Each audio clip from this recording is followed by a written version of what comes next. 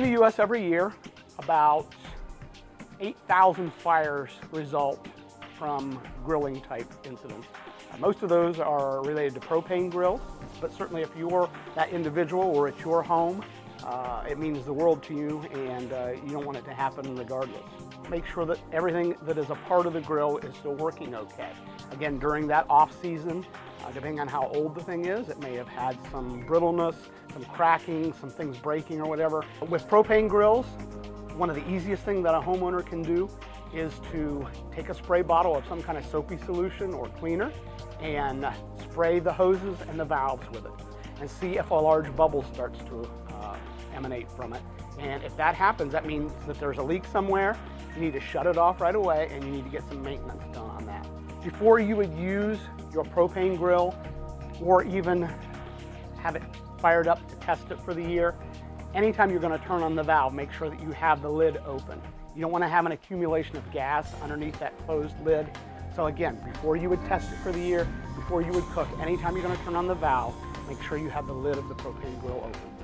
One of the things that we're concerned about and we see sometimes happen that cause some of these fires is having the grill too close to the structure. So we want to be at least 3 feet away from anything that could catch on fire, any combustibles, things like that. And that means your patio furniture, tables, things like that. Just maintain a 3-foot distance from around it. When we say outside, we don't mean outside in the garage. We've seen this happen also where on an inclement weather day, people will feel like, well, I still want to grill. I've been planning on doing this for a long time, so I'll just shove everything inside the garage. Well, that isn't outside. It's very easy for carbon monoxide to build up, so it's a safety and health hazard for you, and it's also putting you closer to the combustible materials. Safety-wise, no matter what kind of grill that you're using, it's a good idea to always make sure that your utensils and the things you're igniting the coals with are long-handled. It's better to use a long-handled match than a short one out of a little book. It's better to use one of those igniters that has a little bit of extension to it. And with your actual cooking process, it's better to have longer materials. All of this leads you to being farther away from the grill, farther away from the source of ignition, so that it's safer for you. And even if it's not a big fire risk, you still have the splattering from grease and those kind of things that you got to worry about. So having those long-handled things makes a lot of sense.